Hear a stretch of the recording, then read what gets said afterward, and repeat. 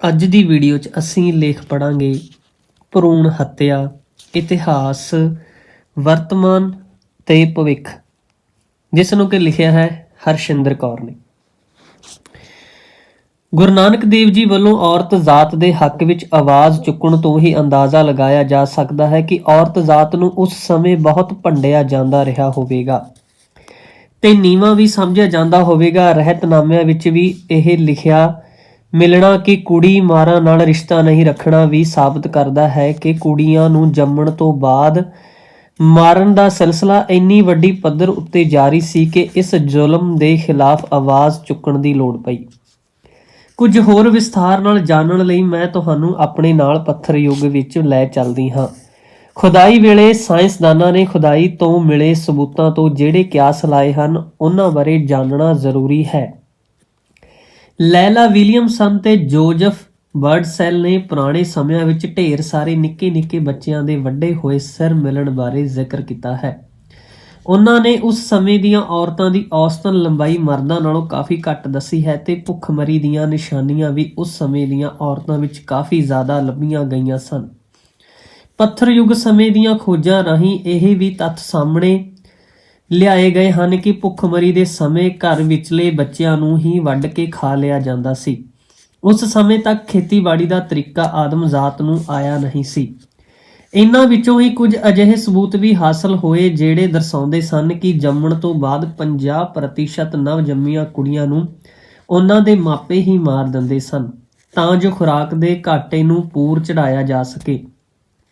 ਉਸ ਸਮੇਂ ਵੀ ਨਰ ਬੱਚੇ ਨੂੰ ਤਰਜੀਹ ਦਿੱਤੀ ਜਾਂਦੀ ਸੀ ਕਿਉਂਕਿ ਉਸਨੇ ਸ਼ਿਕਾਰ ਕਰਕੇ ਟੱਬਰ ਦੇ ਢਿੱਡ ਭਰਨ ਲਈ ਜੰਗਲਾਂ ਵਿੱਚ ਜਾਣਾ ਹੁੰਦਾ ਸੀ। ਔਰਤਾਂ ਨੂੰ ਉਸ ਸਮੇਂ ਵੀ ਘੱਟ ਖਾਣ ਨੂੰ ਦਿੱਤਾ ਜਾਂਦਾ ਸੀ। ਜਿਹੜੀਆਂ ਨਿੱਕੀਆਂ ਮਰੀਆਂ ਬੱਚੀਆਂ ਦੇ ਪੱਥਰਾਂ ਉੱਤੇ ਛਾਪੇ ਮਿਲੇ ਹਨ ਉਹ ਆਪਣੀ ਉਮਰ ਦੇ ਨਰ ਬੱਚਿਆਂ ਨਾਲੋਂ ਲੰਬਾਈ ਵਿੱਚ ਅੱਧ ਤੋਂ ਵੀ ਛੋਟੀਆਂ ਸਨ। ਉਸ ਸਮੇਂ ਦੇ ਮਰਦਾਂ ਦੀ ਗਿਣਤੀ ਔਰਤਾਂ ਦੀ ਗਿਣਤੀ ਦੇ ਹਿਸਾਬ ਨਾਲੋਂ 3 ਗੁਣਾ ਵੱਧ ਲੱਭੀ ਗਈ ਹੈ। ਕੁਝ ਇਤਿਹਾਸਕਾਰਾਂ ਨੇ ਇਹ ਵੀ ਸਬੂਤ ਦਿੱਤੇ ਹਨ ਕਿ ਬਹੁਤੀ ਵਾਰ ਤਾਂ ਕੁਦਰਤੀ ਮੌਤ ਮਰਨ ਲਈ ਕਬੀਲੇ ਦੇ ਲੋਕ ਨਿੱਕੀਆਂ ਕੁੜੀਆਂ ਨੂੰ ਛੱਡ ਕੇ ਅਗਾਂਹ ਤੁਰ ਜਾਂਦੇ ਸਨ ਕਿ ਇਹ ਪਾਰ ਆਪੇ ਹੀ ਜਾਨਵਰਾਂ ਹੱਥੋਂ ਜਾਂ ਮੀਂਹ ਹਨੇਰੀ ਵਿੱਚ ਤਬਾਹ ਹੋ ਜਾਏਗਾ। ਨਵਜੰਮੀਆਂ ਕੁੜੀਆਂ ਨੂੰ ਵੱਢ ਕੇ ਖਾਣ ਦਾ ਜ਼ਿਕਰ ਵੀ ਕੁਝ ਕੁ ਇਤਿਹਾਸਕਾਰਾਂ ਵੱਲੋਂ ਲਿਖਿਆ ਮਿਲਦਾ ਹੈ। ਸੋਕਾ ਆਦਿ ਵਰਗੀਆਂ ਕੁਦਰਤੀ ਆਫਤਾਂ ਤੋਂ ਬਚਣ ਲਈ ਅਤੇ ਮੀਂਹ ਵਾਸਤੇ ਪੂਜਾ ਕਰਕੇ ਦੇਵਤੇ ਨੂੰ ਖੁਸ਼ ਕਰਨ ਲਈ ਨਿੱਕੇ ਬੱਚੇ ਹੀ ਵੱਢਣ ਲਈ ਵਰਤੇ ਜਾਂਦੇ ਸਨ ਤੇ ਉਹਨਾਂ ਵਿੱਚ ਵੀ ਨਿੱਕੀਆਂ ਕੁੜੀਆਂ ਵੱਧ ਵਰਤੋਂ ਵਿੱਚ ਲਿਆਈਆਂ ਜਾਂਦੀਆਂ ਸਨ। ਅਜਿਹਾ ਕੁਝ ਗੀਜ਼ਰ ਵਿਚਲੀ ਖੁਦਾਈ ਵਿੱਚ ਵੀ ਲੱਭਿਆ ਜਿੱਥੇ ਬੇਬੀਲੋਨੀਅਨ ਰੱਬੀ ਅਵਤਾਰ ਨੂੰ ਖੁਸ਼ ਕਰਨ ਲਈ ਨਿੱਕੇ ਬੱਚੇ ਵੱਡੀ ਮਾਤਰਾ ਵਿੱਚ ਵੱਢੇ ਗਏ ਸਨ। 3000 ਨਿੱਕੇ ਬੱਚਿਆਂ ਦੀਆਂ ਹੱਡੀਆਂ ਬੁੱਚੜਾਂ ਵਾਂਗ ਵੱਡੀਆਂ ਮਿਲੀਆਂ ਸਨ ਜਿਨ੍ਹਾਂ ਵਿੱਚੋਂ ਬਹੁਤੀਆਂ ਕੁੜੀਆਂ ਦੀਆਂ ਸਨ।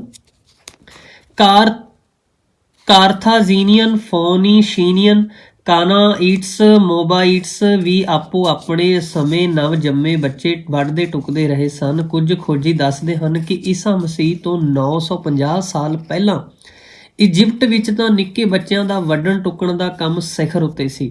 ਕੁਝ ਇਤਿਹਾਸਕਾਰਾਂ ਨੇ ਇਹ ਵੀ ਸਪਸ਼ਟ ਕੀਤਾ ਹੈ ਕਿ ਕੂੜੇ ਦੇ ਢੇਰ ਉੱਤੇ ਸੁੱਟੇ ਨਵ ਜੰਮੇ ਬੱਚੇ ਜਿਨ੍ਹਾਂ ਵਿੱਚੋਂ ਬਹੁਤੀਆਂ ਕੁੜੀਆਂ ਹੋਇਆ ਕਰਦੀਆਂ ਸੀ ਪੁਰਾਤਨ ਇਜਿਪਟ ਵਿੱਚ ਵੀ ਕਈ ਲੋਕਾਂ ਵੱਲੋਂ ਬਚਾ ਕੇ ਗੁਲਾਮ ਬਣਾਈਆਂ ਜਾਂਦੀਆਂ ਸਨ ਅਤੇ ਉਹਨਾਂ ਨੂੰ ਕੌਰਪੇ ਦਾ ਨਾਮ ਦਿੱਤਾ ਜਾਂਦਾ ਸੀ ਕਿ ਤਾਂ ਜੋ ਸਭ ਨੂੰ ਪਤਾ ਲੱਗ ਸਕੇ ਕਿ ਇਹਨਾਂ ਨੂੰ ਕੂੜੇ ਦੇ ਢੇਰ ਚੋਂ ਬਚਾਇਆ ਗਿਆ ਸੀ।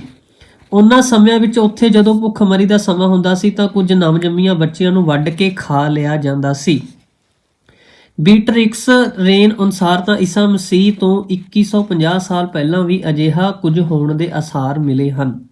ਈਸਾ ਮਸੀਹ ਤੋਂ ਲਗਭਗ 2000 ਸਾਲ ਪਹਿਲਾਂ ਦੀ ਜਰਮਨੀ ਦੇ ਇਲਾਕੇ ਵਿੱਚ ਇੱਕ ਕਬਰ ਦੀ ਸ਼ਕਲ ਵਿੱਚ ਬਹੁਤ ਵੱਡੀ ਖਾਈ ਲੱਭੀ ਗਈ ਜਿਸ ਵਿੱਚ ਢੇਰ ਸਾਰੇ ਨਿੱਕੇ ਬੱਚਿਆਂ ਦੇ ਸਰੀਰਾਂ ਦੇ ਕੱਟ ਵੱਢ ਕੇ ਸੁੱਟੇ ਹੋਏ ਅੰਸ਼ ਮਿਲੇ। ਉਹਨਾਂ ਦੀਆਂ ਖੋਪੜੀਆਂ ਦੇ ਹਾਲ ਤੋਂ ਖੋਜੀਆਂ ਨੇ ਇਹ ਤੱਤ ਕੱਢਿਆ ਹੈ ਕਿ ਦੇਵਤਿਆਂ ਨੂੰ ਖੁਸ਼ ਕਰਨ ਲਈ ਇਹਨਾਂ ਬੱਚੀਆਂ ਦੀ ਬਲੀ ਦਿੱਤੀ ਗਈ। ਬਹੁਤ ਵਾਰ ਮੀਂਹ ਦੇ ਦੇਵਤੇ ਨੂੰ ਖੁਸ਼ ਕਰਨ ਲਈ ਇਹ ਕੀਤਾ ਜਾਂਦਾ ਸੀ ਤਾਂ ਜੋ ਸੋਕੇ ਤੋਂ ਬਚਾਅ ਹੁੰਦਾ ਰਹੇ। ਕਾਰਥਾਜੀਨੀਅਨ ਤਾਂ ਰੱਬ ਨੂੰ ਖੁਸ਼ ਕਰਨ ਲਈ ਉਸ ਦੀ ਮੂਰਤੀ ਅੱਗੇ ਆਪਣੇ ਨਿੱਕੇ ਬੱਚੇ ਅੱਗ ਦੀਆਂ ਭੱਠੀਆਂ ਵਿੱਚ ਸੁੱਟ ਦਿਆ ਕਰਦੇ ਸਨ ਤੇ ਇਹਨਾਂ ਵਿੱਚੋਂ ਵੀ ਬਹੁਤਾਤ ਕੁੜੀਆਂ ਦੀ ਹੁੰਦੀ ਸੀ। ਸ਼ੈਲਬੀ ਬਰਾਊਨ ਨੇ ਖੁਦਾਈ ਵਿੱਚ ਅਜਿਹੀਆਂ 20,000 ਭੱਠੀਆਂ ਦਾ ਜ਼ਿਕਰ ਕੀਤਾ ਹੈ ਜਿੱਥੇ ਬੱਚਿਆਂ ਦੀਆਂ ਸੜੀਆਂ ਹੱਡੀਆਂ ਦਾ ਢੇਰ ਮਿਲਿਆ ਸੀ। ਡਿਓਡੋਰਸ ਸਿਕੂਲਸ ਨੇ ਵੀ ਅਜਿਹਾ ਹੀ ਸਾਬਤ ਕੀਤਾ ਕਿ ਬਾਲ ਹੈਮਨ ਦੇਵਤੇ ਦੇ ਸਾਹਮਣੇ ਬਾਲੇ ਅਗਨ ਕੁੰਡ ਵਿੱਚ ਵੀ ਅਜਿਹਾ ਕੁਝ ਹੀ ਵਾਪਰਦਾ ਰਿਹਾ ਸੀ। ਅਲੈਗਜ਼ੈਂਡਰ ਦੇ ਇਤਿਹਾਸਕਾਰ ਨੇ ਵੀ ਈਸਾ ਮਸੀਹ ਤੋਂ 3 ਸਦੀਆਂ ਪਹਿਲਾਂ ਅੱਗ ਦੀ ਭੱਠੀ ਵਿੱਚ ਨਵ ਜੰਮੇ ਬੱਚਿਆਂ ਨੂੰ ਝੋਕਣ ਬਾਰੇ ਜ਼ਿਕਰ ਕੀਤਾ ਸੀ। ਪੁਰਾਣੇ ਸਮੇਂ ਦੇ ਗ੍ਰੀਸ ਵਿੱਚ ਨਵ ਜੰਮੀ ਬੱਚੀ ਪਿਓ ਦੇ ਰਹਿਮੋ ਕਰਮ ਉੱਤੇ ਹੋਇਆ ਕਰਦੀ ਸੀ ਤੇ ਉਸ ਦੀ ਇੱਛਾ ਦੇ ਆਧਾਰ ਉੱਤੇ ਨਵ ਜੰਮੀ ਬੱਚੀ ਨੂੰ ਘਰੋਂ ਬਾਹਰ ਕੁਦਰਤੀ ਮੌਤ ਮਾਰਨ ਲਈ ਸੁੱਟ ਦਿੱਤਾ ਜਾਂਦਾ ਸੀ। ਸਪਾਟਾ ਵਿੱਚ ਇਹ ਫੈਸਲਾ ਆਮ ਘਰ ਵਿਚਲੇ ਵੱਡੇ ਵਡੇਰੇ ਮਰਦਾਂ ਉੱਤੇ ਛੱਡਿਆ ਜਾਂਦਾ ਸੀ। ਇਸ ਤਰ੍ਹਾਂ ਦਾ ਕੁੜੀ ਨੂੰ ਬਾਹਰ ਸੁੱਟ ਦੇਣਾ ਕੋਈ ਜੁਰਮ ਨਹੀਂ ਸੀ ਗਿਣਿਆ ਜਾਂਦਾ ਅਤੇ ਉਸ ਨੂੰ ਰੱਬ ਦੀ ਮਰਜ਼ੀ ਉੱਤੇ ਛੱਡਣਾ ਗਿਣਿਆ ਜਾਂਦਾ ਸੀ ਕਿ ਜੇ ਰੱਬ ਚਾਹੇ ਤਾਂ ਉਹ ਉਸ ਨੂੰ ਚੁੱਕ ਕੇ ਬਚਾ ਲਵੇਗਾ, ਨਹੀਂ ਤਾਂ ਸਮਝੋ ਕਿ ਉਸ ਦੀ ਮੌਤ ਰੱਬ ਵੀ ਚਾਹੁੰਦਾ ਹੈ। ਗ੍ਰੀਸ ਦੇ ਕੁਝ ਹਿੱਸਿਆਂ ਵਿੱਚ ਤਾਂ ਨਵ ਜੰਮਿਆ ਬੱਚਾ ਮਾਂ ਵੱਲੋਂ ਪਿਓ ਨੂੰ ਵਿਖਾਇਆ ਜਾਂਦਾ ਸੀ ਤੇ ਜੇ ਪਿਓ ਨੂੰ ਸ਼ਕਲ ਪਸੰਦ ਆਉਂਦੀ ਤਾਂ ਬੱਚਾ ਰੱਖਿਆ ਜਾਂਦਾ ਸੀ, ਨਹੀਂ ਤਾਂ ਮਾਰ ਦਿੱਤਾ ਜਾਂਦਾ ਸੀ। ਇਹਨਾਂ ਵਿੱਚ ਵੀ ਟਾਵਾਂ ਹੀ ਬੱਚਾ ਨਰ ਹੁੰਦਾ ਸੀ, ਵਰਨਾ ਬਾਕੀ ਤਾਂ ਸਾਰੀਆਂ ਕੁੜੀਆਂ ਹੁੰਦੀਆਂ ਸਨ। ਇਹ ਸਿਰਫ ਇੱਕ ਤਰੀਕਾ ਹੁੰਦਾ ਸੀ ਆਪਣੇ ਮਨ ਉੱਤੇ ਬੋਝ ਪਾਏ ਬਗੈਰ ਕੁੜੀ ਨੂੰ ਪਾਸੇ ਕਰ ਦਿੱਤਾ ਜਾਵੇ ਕਿਉਂਕਿ ਪਿਓ ਨੂੰ ਨਵ ਜੰਮਿਆ ਬੱਚਾ ਪਸੰਦ ਨਹੀਂ ਆਇਆ। ਰੋਮ ਵਿੱਚ ਤਾਂ ਹਾਲੇ ਤੱਕ ਪੁਰਾਤਨ ਚਿੱਠੀਆਂ ਵੀ ਸਾਂਭੀਆਂ ਪਈਆਂ ਹਨ ਜਿਨ੍ਹਾਂ ਵਿੱਚ ਈਸਾ ਮਸੀਹ ਤੋਂ 1 ਵਰ੍ਹਾ ਪਹਿਲਾਂ ਇੱਕ ਪਤੀ ਨੇ ਆਪਣੀ ਪਤਨੀ ਨੂੰ ਚਿੱਠੀ ਭੇਜੀ ਕਿ ਮੈਂ ਹਾਲੇ ਅਲੈਗਜ਼ੈਂਡਰੀਆ ਵਿੱਚ ਹਾਂ ਤੇ ਤੂੰ ਸਾਡੇ ਦੋਵਾਂ ਦੇ ਆਉਣ ਵਾਲੇ ਬੱਚੇ ਦਾ ਖਿਆਲ ਰੱਖੀਂ। ਜੇ ਮੁੰਡਾ ਪੈਦਾ ਹੋਇਆ ਤਾਂ ਖੁਸ਼ੀ ਮਨਾਵਾਂਗੇ, ਪਰ ਜੇ ਕੁੜੀ ਪੈਦਾ ਹੋਈ ਤਾਂ ਮੇਰੇ ਆਉਣ ਤੋਂ ਪਹਿਲਾਂ ਹੀ ਬਾਹਰ ਸੁੱਟ ਆਵੀਂ। ਕੁਝ ਪੁਰਾਣੇ ਸਮਿਆਂ ਦੇ ਪੇਂਟ ਕੀਤੇ ਚਿੱਤਰ ਵੀ ਹਨ ਜਿਹੜੇ ਇਹ ਦਰਸਾਉਂਦੇ ਹਨ ਕਿ ਕਿਵੇਂ ਮਾਂ ਹੀ ਆਪਣੀ ਨਵ ਜੰਮੀ ਬੱਚੀ ਨੂੰ ਦਰਿਆ ਵਿੱਚ ਮਾਰਨ ਲਈ ਸੁੱਟਣ ਜਾ ਰਹੀ ਹੈ। ਇਤਿਹਾਸਕਾਰਾਂ ਅਨੁਸਾਰ ਫਿਲੋ ਹੀ ਪਹਿਲਾ ਫਿਲਾਸਫਰ ਸੀ ਜਿਸਨੇ ਰੋਮ ਵਿੱਚ ਹੋ ਰਹੀ ਵੱਡੀ ਮਾਤਰਾ ਵਿੱਚ ਕੁੜੀਆਂ ਦੇ ਕਤਲਾਂ ਵਿਰੁੱਧ ਬੋਲਣ ਦੀ ਹਿੰਮਤ ਕੀਤੀ। ਹਾਲਾਂਕਿ ਸੰਨ 374 ਵਿੱਚ ਰੋਮ ਵਿੱਚ ਨਵ ਜੰਮੀਆਂ ਕੁੜੀਆਂ ਨੂੰ ਮਾਰਨ ਤੋਂ ਰੋਕਣ ਲਈ ਕਾਨੂੰਨ ਬਣਾਇਆ ਗਿਆ, ਪਰ ਇਤਿਹਾਸ ਵਿੱਚ ਇੱਕ ਵੀ ਅਜਿਹਾ ਕੇਸ ਸਾਹਮਣੇ ਨਹੀਂ ਆਇਆ ਜਿੱਥੇ ਕਿਸੇ ਅਜਿਹਾ ਕਾਰਾ ਕਰਦੇ ਮਾਪੇ ਨੂੰ ਸਜ਼ਾ ਮਿਲੀ ਹੋਵੇ।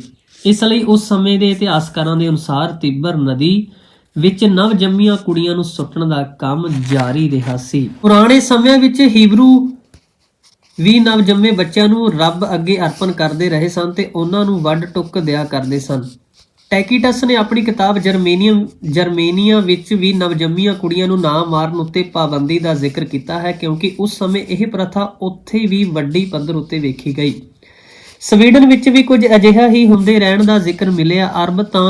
ਅਰਬ ਵਿੱਚ ਤਾਂ ਜਨਸੰਖਿਆ ਕਾਬੂ ਵਿੱਚ ਰੱਖਣ ਲਈ ਇੱਕ ਇਹੋ ਹੀ ਤਰੀਕਾ ਲੱਭਿਆ ਗਿਆ ਸੀ ਕਿ ਜੇ ਨਵਜੰਮੀਆਂ ਬੱਚੀਆਂ ਨੂੰ ਮਾਰ ਦਿੱਤਾ ਜਾਵੇ ਤਾਂ ਕੁੱਖਾਂ ਆਪੇ ਹੀ ਘੱਟ ਹੋ ਜਾਣਗੀਆਂ ਤੇ ਭੁੱਖੇ ਮਰਨ ਦੀ ਨੌਬਤ ਵੀ ਨਹੀਂ ਆਏਗੀ।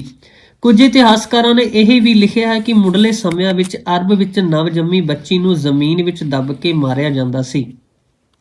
ਰੂਸ ਵਿੱਚ ਪਿੰਡਾਂ ਵਿੱਚ ਵਸਦੇ ਲੋਕ ਆਪ ਹੀ ਆਪਣੇ ਭਗਵਾਨ ਦੇਵਤੇ ਅੱਗੇ ਆਪਣੇ ਬੱਚੇ ਅਰਪਣ ਕਰਦੇ ਸਨ ਤੇ ਉਹਨਾਂ ਨੂੰ ਵੱਢ ਕੇ ਰੱਬ ਨੂੰ ਖੁਸ਼ ਕਰਨ ਦੀ ਕੋਸ਼ਿਸ਼ ਕਰਦੇ ਸਨ ਜਾਂ ਵਗਦੇ ਪਾਣੀ ਵਿੱਚ ਨਵਜੰਮੀ ਬੱਚੀ ਸੁੱਟ ਦਿਆ ਕਰਦੇ ਸਨ।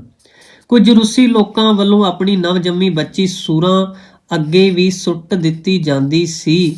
ਹਾਲਾਂਕਿ ਉਸ ਸਮੇਂ ਗਿਰਜਾਘਰ ਵੱਲੋਂ ਇਸ ਦੀ ਮਨਾਹੀ ਕੀਤੀ ਗਈ ਪਰ ਲੋਕਾਂ ਨੇ ਇਹ ਹੁਕਮ ਨਾ ਮੰਨਿਆ। ਸਾਈਬੇਰੀਆ ਵਿੱਚ ਤਾਂ ਨਵਜੰਮੀਆਂ ਬੱਚੀਆਂ ਨੂੰ ਕੁੱਤਿਆਂ ਅੱਗੇ ਪੜਾਉਣ ਲਈ ਸੁੱਟ ਦਿੱਤਾ ਜਾਂਦਾ ਸੀ। ਚੀਨ ਵਿੱਚ ਠੰਡੇ ਠਾਰ ਪਾਣੀ ਵਿੱਚ ਨਵਜੰਮੀ ਬੱਚੀ ਨੂੰ ਡੁਬੋ ਦਿੱਤਾ ਜਾਂਦਾ ਸੀ ਤੇ ਇਸ ਨੂੰ ਪਵਿੱਤਰ ਜਲ ਮੰਨਿਆ ਜਾਂਦਾ ਸੀ ਅਤੇ ਇਸ ਨੂੰ ਬੇਬੀ ਵਾਟਰ ਕਿਹਾ ਜਾਂਦਾ ਸੀ। ਜਾਪਾਨ ਵਿੱਚ ਨਵਜੰਮੀ ਬੱਚੀ ਨੂੰ ਮਾਰਨ ਦੇ ਕੰਮ ਨੂੰ ਮਵੀਕੀ ਕਿਹਾ ਜਾਂਦਾ ਸੀ, ਜਿਸ ਦਾ ਮਤਲਬ ਸੀ ਕਿ ਭਰੇ ਭੂਰੇ ਬਗੀਚੇ ਵਿੱਚ ਫਾਲਤੂ ਜੜੀ ਬੂਟੀ ਨੂੰ ਪੁੱਟ ਸੁੱਟਣਾ। 20ਵੀਂ ਸਦੀ ਤੱਕ ਦੇ ਅਜਿਹੇ ਕਈ ਕਿੱਸੇ ਸਾਹਮਣੇ ਆਏ ਸਨ ਜਿੱਥੇ ਨਵਜੰਮੀ ਦੇ ਬੱਚੇ ਦੇ ਗਲੇ ਵਿੱਚ ਗਿੱਲੇ ਕਾਗਜ਼ ਫਸਾ ਕੇ ਉਸ ਨੂੰ ਮਾਰਿਆ ਜਾਂਦਾ ਰਿਹਾ ਸੀ। ਏਸ਼ੀਆ ਬਾਰੇ ਇਤਿਹਾਸਕਾਰਾਂ ਨੇ ਪੁਰਾਤਨ ਰਾਜਪੂਤਾਂ, ਕੱਛ, ਖੇਤਰੀ, ਗੁਜਰਾਤ, ਮੀਆਂਜ਼ੇਦ, ਕਾਲੋਵਰੀ ਅਤੇ ਸਿੰਧ ਵਿਚਲੇ ਵਸਨੀਕਾਂ ਬਾਰੇ ਲਿਖਿਆ ਹੈ ਕਿ ਨਵਜੰਮੀਆਂ ਕੁੜੀਆਂ ਉਸ ਸਮੇਂ ਬੇਰਹਿਮੀ ਨਾਲ ਮਾਰੀਆਂ ਜਾਂਦੀਆਂ ਸਨ। ਖੋਜੀ ਫਰਿਸ਼ਤਾ ਨੇ ਲਿਖਿਆ ਹੈ ਕਿ ਭਾਰਤ ਵਿੱਚ ਗੰਗਾ ਸ਼ਾਰਕਾ ਹੱਥੋਂ ਮਾਰਨ ਲਈ ਨਵਜੰਮੀਆਂ ਬੱਚੀਆਂ ਸੁੱਟ ਦਿੱਤੀਆਂ ਜਾਂਦੀਆਂ ਸਨ। ਕੁਝ ਅਜਿਹੇ ਵੀ ਲਿਖੇ ਮਿਲਦੇ ਹਨ ਜਿੱਥੇ ਪੁਰਾਣੇ ਸਮਿਆਂ ਵਿੱਚ ਕੁਝ ਜਾਤੀਆਂ ਵੱਲੋਂ ਨਵਜੰਮੀ ਬੱਚੀ ਨੂੰ ਘਰੋਂ ਬਾਹਰ ਭੀੜ ਇਕੱਠੀ ਕਰਕੇ ਵੱਢਣ ਲਈ ਲਿਆਇਆ ਜਾਂਦਾ ਸੀ ਤੇ ਹੋਕਾ ਲਗਾਇਆ ਜਾਂਦਾ ਸੀ ਕਿ ਜੇ ਕਿਸੇ ਨੇ ਭੀੜ ਵਿੱਚੋਂ ਇਸ ਨੂੰ ਪਤਨੀ ਬਣਾਉਣਾ ਹੈ ਤਾਂ ਲੈ ਜਾਵੇ, ਨਹੀਂ ਤਾਂ ਚਾਕੂ ਉਸਦੇ ਢਿੱਡ ਦੇ ਆਰ-ਪਾਰ ਕਰ ਦਿੱਤਾ ਜਾਂਦਾ ਸੀ। ਅਫਰੀਕਾ ਵਿੱਚ ਵੀ ਦੇਵਤੇ ਨੂੰ ਖੁਸ਼ ਕਰਨ ਲਈ ਨਵਜੰਮੀਆਂ ਕੁੜੀਆਂ ਨੂੰ ਬਲੀ ਦਿੱਤੀ ਜਾਂਦੀ ਰਹੀ ਸੀ ਤੇ ਜੌੜੇ ਬੱਚੇ ਵੀ ਹਮੇਸ਼ਾ ਕਤਲ ਕਰ ਦਿੱਤੇ ਜਾਂਦੇ ਸਨ। Handbook of north American Indian ਵਿੱਚ ਸਪਸ਼ਟ ਕੀਤਾ ਗਿਆ ਹੈ ਕਿ ਅਲਾਸਕਾ ਵਿੱਚ ਨਵਜੰਮੀ ਬੱਚੀ ਦੇ ਗਲੇ ਵਿੱਚ ਘਾਹ ਫਸਾ ਕੇ ਮਾਰਨ ਲਈ ਬਾਹਰ ਸੁੱਟ ਦਿੱਤਾ ਜਾਂਦਾ ਸੀ ਤਾਂ ਜੋ ਉਸਦੀ ਚੀਕ ਨਾ ਸੁਣਾਈ ਦੇਵੇ। ਪੋਲਰ ਹਿੱਸਿਆਂ ਵਿੱਚ ਨਵਜੰਮੀ ਬੱਚੀ ਸਮੁੰਦਰ ਵਿੱਚ ਸੁੱਟੀ ਜਾਂਦੀ ਸੀ ਤੇ ਮੇਡੂ ਅਮਰੀਕਨ ਤਾਂ ਸਾਰੀਆਂ ਹੀ ਨਵਜੰਮੀਆਂ ਕੁੜੀਆਂ ਮਾਰ ਦਿੰਦੇ ਸਨ। ਨਤੀਜੇ ਵਜੋਂ ਉਹਨਾਂ ਨੂੰ ਵਿਆਹੁਣ ਵਾਸਤੇ ਨੂੰਹਾਂ ਹੋਰਨਾਂ ਥਾਵਾਂ ਤੋਂ ਲਿਆਉਣੀਆਂ ਪੈਂਦੀਆਂ ਸਨ। ਟੈਕਸਾਸ ਵਿੱਚ ਜੌੜੇ ਬੱਚੇ ਤਾਂ ਪੈਦਾ ਹੁੰਦੇ ਸਾਰ ਮਾਰੇ ਜਾਂਦੇ ਹੀ ਸਨ, ਪਰ ਨਾਲੋਂ ਨਾਲ ਉਹਨਾਂ ਦੀ ਮਾਂ ਵੀ ਮਾਰ ਦਿੱਤੀ ਜਾਂਦੀ ਸੀ। ਬਰਨਲ ਡਾਇਜ਼ ਨੇ ਮੈਕਸੀਕੋ ਬਾਰੇ ਲਿਖਿਆ ਹੈ ਕਿ ਉੱਥੇ ਤਾਂ ਇੱਕ ਮੰਦਿਰ ਬਣਿਆ ਹੋਇਆ ਸੀ ਜਿੱਥੇ ਪਹਿਲੇ ਜੰਮੇ ਬੱਚੀਆਂ ਦੀਆਂ ਛਾਤੀਆਂ ਨੂੰ ਤਾਂ ਚਾਕੂ ਨਾਲ ਪਾੜ ਕੇ ਵਿੱਚੋਂ ਦਿਲ ਕੱਢ ਕੇ ਦੇਵਤੇ ਦੀ ਮੂਰਤੀ ਅੱਗੇ ਅਰਪਣ ਕੀਤਾ ਜਾਂਦਾ ਸੀ ਤੇ ਬੱਚੇ ਦੇ ਲਹੂ ਨਾਲ ਮੂਰਤੀ ਧੋਤੀ ਜਾਂਦੀ ਸੀ। ਜਿਵੇਂ ਉੱਤਰੀ ਅਮਰੀਕਾ ਵਿੱਚ ਨਵਜੰਮੀਆਂ ਕੁੜੀਆਂ ਮਾਰਨ ਦਾ ਜ਼ਿਕਰ ਹੈ, ਬਿਲਕੁਲ ਉਸੇ ਤਰ੍ਹਾਂ ਦੱਖਣੀ ਅਮਰੀਕਾ ਵਿੱਚ ਵੀ ਇਸ ਦਾ ਜ਼ਿਕਰ ਮਿਲਦਾ ਹੈ। ਪੀਰੂ, ਪੈਰਾਗੁਏ, ਬੋਲੀਵੀਆ ਵਿੱਚ ਵੀ ਨਵਜੰਮੀਆਂ ਕੁੜੀਆਂ ਮਾਰੀਆਂ ਜਾਂਦੀਆਂ ਰਹੀਆਂ ਸਨ। 20ਵੀਂ ਸਦੀ ਦੇ ਅਖੀਰ ਤੱਕ ਇਹਨਾਂ ਥਾਵਾਂ ਉੱਤੇ ਬੱਚੀਆਂ ਨੂੰ ਜ਼ਮੀਨ ਹੇਠਾਂ ਦੱਬ ਕੇ ਮਾਰਨ ਦੀਆਂ ਘਟਨਾਵਾਂ ਦਾ ਜ਼ਿਕਰ ਮਿਲਦਾ ਹੈ। ਪੱਥਰ ਯੁੱਗ ਤੋਂ ਬੱਚਿਆਂ ਨੂੰ ਜਨਮ ਤੋਂ ਬਾਅਦ ਮਾਰਨ ਦੇ ਵੱਖੋ ਵੱਖਰੇ ਤਰੀਕਿਆਂ ਬਾਰੇ ਤਾਂ ਪਤਾ ਲੱਗ ਹੀ ਚੁੱਕਿਆ ਹੈ। ਆਓ ਹੁਣ ਇਹਨਾਂ ਨੂੰ ਮਾਨਤਾ ਦੇਣ ਲਈ ਜਿਹੜੇ ਕਾਰਨ ਦੱਸੇ ਜਾਂਦੇ ਰਹੇ ਸਨ ਉਹਨਾਂ ਨੂੰ ਵੀ ਜਾਣ ਲਈਏ। ਮੀਡੀਆ ਸਿੰਡਰੋਮ ਇੱਕ ਬੜੀ ਮਸ਼ਹੂਰ ਇਬਾਰਤ ਬਣ ਚੁੱਕੀ ਹੈ। ਇਹ ਇਸ ਲਈ ਮਸ਼ਹੂਰ ਹੈ ਕਿ ਗ੍ਰੀਸ ਵਿੱਚ ਇੱਕ ਔਰਤ ਮੀਡੀਆ ਨੂੰ ਜਦੋਂ ਆਪਣੇ ਪਤੀ ਦੇ ਦੂਜੀਆਂ ਔਰਤਾਂ ਨਾਲ ਸਬੰਧਾਂ ਬਾਰੇ ਪਤਾ ਲੱਗਿਆ ਤਾਂ ਉਸਨੇ ਬਦਲਾ ਲਊ ਭਾਵਨਾ ਤਹਿਤ ਆਪਣੇ ਹੀ ਬੱਚਿਆਂ ਨੂੰ ਮਾਰ ਕੱਤਿਆ ਤਾਂ ਜੋ ਉਸਦੇ ਪਤੀ ਦਾ ਅੱਗੋਂ ਨਾਮ ਲੇਵਾ ਕੋਈ ਨਾ ਰਹੇ ਅਤੇ ਉਸਦਾ ਖੁਰਾ ਖੋਜ ਮਿਟ ਜਾਵੇ। ਇਹ ਗੱਲ ਇੰਨੀ ਮਸ਼ਹੂਰ ਹੋਈ ਕਿ ਢੇਰਾਂ ਦੇ ਢੇਰ ਬੱਚੇ ਦੁਸ਼ਮਣੀਆਂ ਤਹਿਤ ਕਤਲ ਹੋਣੇ ਸ਼ੁਰੂ ਹੋ ਗਏ। ਦੂਜਾ ਕਾਰਨ ਸੀ ਅਨਾਜ ਉਤਪਤੀ ਦਾ ਫਿਕਰ। ਕੁਝ ਵਹਿਮਾਂ ਤਹਿਤ ਅਫਰੀਕਾ ਦੇ ਸੈਂਜੇਰੋ ਜਾਤੀ ਤਾਂ ਘਰ ਵਿੱਚ ਜੰਮੇ ਪਹਿਲੇ ਮੁੰਡੇ ਦੀ ਬਲੀ ਦਿੰਦੇ ਰਹੇ ਸਨ ਤਾਂ ਜੋ ਫਸਲ ਵਧੀਆ ਹੁੰਦੀ ਰਹੇ। ਸੰਨ 1843 ਤੱਕ ਤਾਂ ਲੋਕ ਪਹਿਲੇ ਜੰਮੇ ਬੱਚਿਆਂ ਨੂੰ ਕੰਧ ਵਿੱਚ ਚਿਣ ਦਿੰਦੇ ਸਨ ਜਾਂ ਜਿਉਂਦੇ ਨੂੰ ਹੀ ਵੱਡੀ ਬਿਲਡਿੰਗ ਦੀ ਨੀਂਹ ਵਿੱਚ ਦਫਨ ਕਰ ਦਿੰਦੇ ਸਨ ਤਾਂ ਜੋ ਬਿਲਡਿੰਗ ਦੀ ਮਜ਼ਬੂਤੀ ਬਣੀ ਰਹੇ। ਗ੍ਰੀਸ ਦੇ ਪੁਰਾਤਨ ਫਿਲਾਸਫਰ ਤਾਂ ਜਨਸੰਖਿਆ ਨੂੰ ਕਾਬੂ ਵਿੱਚ ਰੱਖਣ ਦਾ ਇੱਕੋ ਇੱਕ ਤੇ ਵਧੀਆ ਤਰੀਕਾ ਹੀ ਗਿਣਦੇ ਸਨ ਕਿ ਨਵ ਜੰਮੀਆਂ ਬੱਚਿਆਂ ਨੂੰ ਜੰਮਦੇ ਸਾਰ ਹੀ ਮਾਰ ਦਿੱਤਾ ਜਾਏ ਤਾਂ ਜੋ ਅਗਲੀਆਂ ਆਉਣ ਵਾਲੀਆਂ ਕੁੱਖਾਂ ਖਤਮ ਹੋ ਜਾਣ। ਕਈ ਥਾਈਂ ਤਾਂ ਇਹ ਪ੍ਰਥਾ ਇੰਨੀ ਪ੍ਰਚਲਿਤ ਹੋਈ ਕਿ ਕੁਝ ਜਾਤੀਆਂ ਸਦਾ ਲਈ ਖਤਮ ਹੋ ਗਈਆਂ ਕਿਉਂਕਿ ਅੱਗੋਂ ਵਿਆਹੁਣ ਲਈ ਕੁੜੀਆਂ ਬਚੀਆਂ ਹੀ ਨਹੀਂ। ਜਨਸੰਖਿਆ ਨੂੰ ਕਾਬੂ ਵਿੱਚ ਰੱਖਣ ਲਈ ਜੌੜੇ ਬੱਚੇ ਵੀ ਮਾਰ ਦਿੱਤੇ ਜਾਂਦੇ ਸਨ ਤੇ ਜਮਾਂਦਰੂ ਨਕਸ਼ਾਂ ਵਾਲੇ ਬੱਚੇ ਵੀ। ਵਿਲੀਅਮ ਡਾਈਵੇਲ ਤੇ ਐਮ ਹੈਰਿਸ ਨੇ 1976 ਵਿੱਚ ਖੁਲਾਸਾ ਕੀਤਾ ਕਿ 393 ਜਾਤੀਆਂ ਵਿੱਚੋਂ 208 ਜਾਤੀਆਂ ਪੁਰਾਣੇ ਸਮਿਆਂ ਵਿੱਚ ਆਪੋ ਆਪਣੀਆਂ ਨਵਜੰਮੀਆਂ ਬੱਚੀਆਂ ਮਾਰਦੇ ਰਹੇ ਸਨ ਤਾਂ ਜੋ ਕਬੀਲਿਆਂ ਦੀ ਗਿਣਤੀ ਕਾਬੂ ਵਿੱਚ ਰਹੇ। ਇਹ ਤਾਂ ਲਿਖਿਆ ਮਿਲਦਾ ਹੈ ਕਿ ਗਰੀਬੀ, ਲੜਾਈ ਦੇ ਸਮਿਆਂ ਵਿੱਚ ਭੁੱਖਮਰੀ ਅਤੇ ਹੋਰ ਵੀ ਕੁਦਰਤੀ ਆਫਤਾਂ ਦੌਰਾਨ ਪੁਰਾਣੇ ਸਮਿਆਂ ਵਿੱਚ ਲੋਕ ਆਪੋ ਆਪਣੇ ਬੱਚੇ ਮਾਰ ਕੇ ਖਾਈ ਜਾਇਆ ਕਰਦੇ ਸਨ। ਹੱਦ ਤਾਂ ਇਹ ਹੈ ਕਿ ਸੋਕੇ ਦੌਰਾਨ ਕਈ ਵਾਰ ਇੰਨੀ ਮਾੜੀ ਹਾਲਤ ਹੋ ਜਾਂਦੀ ਸੀ ਕਿ ਕਿਸੇ ਥਾਂ ਤਾਂ ਹਰ ਦੂਜਾ ਬੱਚਾ ਮਾਰ ਕੇ ਸਾਂਝਾ ਭੋਜਨ ਤਿਆਰ ਕਰ ਲਿਆ ਜਾਂਦਾ ਸੀ। ਆਸਟ੍ਰੇਲੀਆ ਦੇ ਵਿੱਚ ਪੁਰਾਣੇ ਸਮਿਆਂ ਵਿੱਚ ਵੱਸਦੇ ਲੋਕਾਂ ਵਿੱਚ ਇਹ ਨਜ਼ਾਰਾ ਆਮ ਹੀ ਹੋਇਆ ਕਰਦਾ ਸੀ। ਮਿਲਨਰ ਨੇ 1988 ਵਿੱਚ ਪੁਰਾਣੇ ਸਬੂਤ ਇਕੱਠੇ ਕਰਕੇ ਲਿਖਿਆ ਕਿ ਗ੍ਰੀਕ ਤੇ ਰੋਮਨ ਸਮੇਂ ਅਤੇ ਈਸਾ ਮਸੀਹ ਤੋਂ 800 ਸਾਲ ਪਹਿਲਾਂ ਚੀਨ ਵਿੱਚ ਵੀ ਇਹੀ ਵੇਖਣ ਵਿੱਚ ਆਇਆ ਹੈ ਕਿ ਔਰਤਾਂ ਨੂੰ ਮਰਦਾਂ ਨਾਲੋਂ ਬਹੁਤ ਨੀਵੀਂ ਪੱਧਰ ਦਾ ਗਿਣਿਆ ਜਾਂਦਾ ਸੀ ਅਤੇ ਉਹਨਾਂ ਨੂੰ ਘੱਟ ਖਾਣ ਨੂੰ ਦਿੱਤਾ ਜਾਂਦਾ ਸੀ। ਕਬੀਲੇ ਦੀਆਂ ਸੋਹਣੀਆਂ ਔਰਤਾਂ ਉੱਤੇ ਬਾਹਰਲੇ ਮਰਦਾਂ ਵੱਲੋਂ ਅੱਖ ਧਰਨ ਅਤੇ ਹਮਲਾ ਬੋਲਣ ਦੇ ਡਰ ਖੂਣੋਂ ਬਹੁਤੀਆਂ ਸੋਹਣੀਆਂ ਜਵਾਨ ਹੋ ਰਹੀਆਂ ਕੁੜੀਆਂ ਨੂੰ ਮਾਰ ਹੀ ਦਿੱਤਾ ਜਾਂਦਾ ਸੀ। ਦਾਜ ਦੀ ਪ੍ਰਥਾ ਇੰਨੀ ਪੁਰਾਣੀ ਵੇਖਣ ਵਿੱਚ ਆਈ ਸੀ ਕਿ ਉਹਨਾਂ ਸਮਿਆਂ ਵਿੱਚ ਗਰੀਬ ਤਾਂ ਕੁੜੀ ਪਾਲ ਕੇ ਵਿਆਹੁਣ ਦੀ ਸੋਚ ਹੀ ਨਹੀਂ ਸੀ ਸਕਦਾ ਤੇ ਅਮੀਰ ਗ੍ਰੀਕ ਲੋਕਾਂ ਵਿੱਚ ਵੀ ਕੁੜੀ ਨੂੰ ਜਨਮ ਸਮੇਂ ਹੀ ਮਾਰ ਦੇਣਾ ਬਿਹਤਰ ਸਮਝਿਆ ਜਾਂਦਾ ਸੀ ਤਾਂ ਜੋ ਦਾਜ ਤੋਂ ਬਚਾਓ ਹੋ ਜਾਵੇ। ਇਹੀ ਕੁਝ ਹਿੰਦੁਸਤਾਨ ਬਾਰੇ ਵੀ ਮਿਲਨਰ ਲਿਖਦਾ ਹੈ ਕਿ ਮਾਰਨ ਉਪਰੰਤ ਕਿਉਂਕਿ ਸਿਰਫ ਪੁੱਤਰ ਹੀ ਮ੍ਰਿਤਕ ਦੇਹ ਨੂੰ ਅੱਗ ਲਾ ਸਕਦਾ ਸੀ ਅਤੇ ਟੱਬਰ ਦਾ ਅੱਗੋਂ ਨਾਮ ਲੇਵਾ ਵੀ ਪੁੱਤਰ ਨੂੰ ਹੀ ਗਿਣਿਆ ਜਾਂਦਾ ਸੀ ਤੇ ਧੀਆਂ ਨੂੰ ਸਿਰਫ ਇੱਕ ਭਾਰ ਸਮਝਦੇ ਹੋਏ ਜਨਮ ਸਮੇਂ ਹੀ ਮਿੱਟੀ ਵਿੱਚ ਦੱਬ ਦਿੱਤਾ ਜਾਂਦਾ ਸੀ। ਉਸ ਸਮੇਂ ਇਸ ਤਰ੍ਹਾਂ ਦੇ ਕਤਲ ਨੂੰ ਕੁਜੀਪਾ ਕਿਹਾ ਜਾਂਦਾ ਸੀ, ਜਿਸ ਦਾ ਮਤਲਬ ਸੀ ਟੋਏ ਵਿੱਚ ਦੱਬੇ ਜਾਣ ਵਾਲਾ ਬੱਚਾ। ਇਹ ਕਤਲ ਅੱਗੋਂ ਇੰਨੇ ਮਕਬੂਲ ਹੋਏ ਕਿ ਦੁਨੀਆ ਭਰ ਵਿੱਚ ਇਹ ਇੱਕ ਰੁਝਾਨ ਹੀ ਬਣ ਗਿਆ। ਇਹਨਾਂ ਤੋਂ ਇਲਾਵਾ ਪੁਰਾਣੇ ਸਮੇਂ ਦੇ ਰੋਮ ਵਿੱਚ ਨਵਜੰਮੀਆਂ ਕੁੜੀਆਂ ਨੂੰ ਠੰਡ ਵਿੱਚ ਆਕੜ ਕੇ ਮਾਰਨਾ ਵੀ ਇੱਕ ਆਮ ਹੀ ਤਰੀਕਾ ਸੀ, ਜਾਂ ਫਿਰ ਸੰਗ ਵਿੱਚ ਕੁਝ ਨਾ ਕੁਝ ਫਸਾ ਕੇ ਸਾਹ ਕੁੱਟ ਦਿੱਤਾ ਜਾਂਦਾ ਸੀ। ਨਾਜਾਇਜ਼ ਪੈਦਾ ਹੋਏ ਬੱਚੇ ਦਾ ਸਦੀਆਂ ਤੋਂ ਹੀ ਸਮਾਜਿਕ ਸ਼ਰਮ ਤੋਂ ਬਚਣ ਲਈ ਮਾਰ ਦਿੱਤੇ ਜਾਂਦੇ ਰਹੇ ਸਨ ਤੇ ਇਹ ਰੁਝਾਨ ਤਾਂ ਅੱਜ ਵੀ ਜਾਰੀ ਹੈ। ਕਾਫੀ ਜਾਤੀਆਂ ਵਿੱਚ ਪੁਰਾਤਨ ਸਮਿਆਂ ਵਿੱਚ ਜੇ ਜੋੜੇ ਬੱਚਿਆਂ ਵਿੱਚੋਂ ਇੱਕ ਨਰ ਤੇ ਇੱਕ ਮਾਦਾ ਬੱਚੇ ਨਿਕਲ ਆਉਂਦੇ ਤਾਂ ਇਹ ਸਮਝਿਆ ਜਾਂਦਾ ਸੀ ਕਿ ਉਹਨਾਂ ਨੇ ਮਾਂ ਦੇ ਢਿੱਡ ਅੰਦਰ ਹੀ ਜਿਸਮਾਨੀ ਸੰਬੰਧ ਬਣਾ ਲਏ ਹਨ ਤੇ ਇਸ ਲਈ ਜਾਂ ਤਾਂ ਦੋਵੇਂ ਬੱਚੇ ਤੇ ਜਾਂ ਸਿਰਫ ਕੁੜੀ ਨੂੰ ਟੋਟੇ ਕਰਕੇ ਵੱਢ ਦਿੱਤਾ ਜਾਂਦਾ ਸੀ। ਇਸੇ ਹੀ ਤਰ੍ਹਾਂ ਮੰਗਲਵਾਰ ਤੇ ਸ਼ਨੀਵਾਰ ਜੰਮੇ ਬੱਚੇ ਵੀ ਅਸ਼ੁਭ ਗਿਣੇ ਜਾਂਦੇ ਸਨ ਤੇ ਕੁਝ ਗ੍ਰਹਿ ਦੇ ਆਧਾਰ ਤੇ ਉੱਤੇ ਕਤਲ ਕਰ ਦਿੱਤੇ ਜਾਂਦੇ ਸਨ।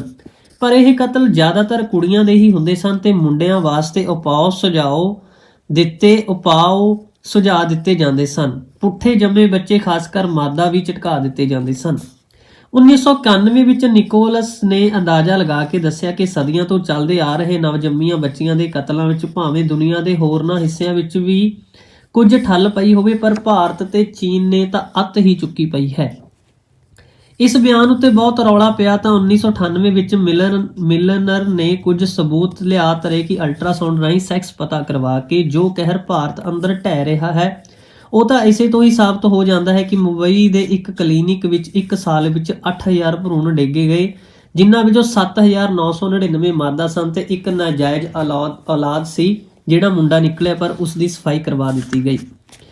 26 ਅਪ੍ਰੈਲ 2007 ਵਿੱਚ ਪ੍ਰੋਫੈਸਰ ਰਾਈਡਿੰਗ ਨੇ ਸਪਸ਼ਟ ਲਿਖ ਦਿੱਤਾ ਕਿ ਮਾਦਾ ਭਰੂਣ ਹੱਤਿਆਵਾਂ ਇੰਨੀਆਂ ਵੱਧ ਚੁੱਕੀਆਂ ਹਨ ਤੇ ਲੁਕਵੇਂ ਤਰੀਕੇ ਨਾਲ ਚੱਲ ਰਹੀਆਂ ਹਨ ਕਿ 1970 ਤੋਂ 1980 ਦੇ ਵਿੱਚ ਹੀ 100 ਮਿਲੀਅਨ ਕੁੜੀਆਂ ਦੁਨੀਆ ਭਰ ਵਿੱਚੋਂ ਖਤਮ ਹੋ ਗਈਆਂ। ਪਿਛਲੇ 20 ਸਾਲਾਂ ਵਿੱਚ 10 ਮਿਲੀਅਨ ਹੋਰ ਕੁੜੀਆਂ ਮਾਰ ਦਿੱਤੀਆਂ ਗਈਆਂ। ਭਾਰਤ ਵਿੱਚ ਪ੍ਰੋਫੈਸਰ ਰਾਈਡਿੰਗ ਅਨੁਸਾਰ 5 ਲੱਖ ਅਣਜੰਮੀਆਂ ਕੁੜੀਆਂ ਹਰ ਸਾਲ ਮਾਰੀਆਂ ਜਾਂਦੀਆਂ ਰਹੀਆਂ ਸਨ, ਜਿਹੜੀਆਂ ਨਜ਼ਰੀ ਆ ਗਈਆਂ, ਪਰ ਇਹਨਾਂ ਤੋਂ ਇਲਾਵਾ ਬੇਹਿਸਾਬ ਕਤਲ ਜਾਰੀ ਸਨ। ਲਾਹਨਤ ਪਾਉਂਦਿਆਂ ਪ੍ਰੋਫੈਸਰ ਰਾਈਡਿੰਗ ਨੇ ਇਹ ਵੀ ਲਿਖ ਦਿੱਤਾ ਹੋਇਆ ਹੈ ਕਿ ਭਾਰਤ ਵਿੱਚ ਦੁਨੀਆ ਭਰ ਵਿੱਚ ਸਭ ਤੋਂ ਵੱਧ ਕੁੜੀਆਂ ਮਾਰੀਆਂ ਜਾ ਰਹੀਆਂ ਹਨ ਤੇ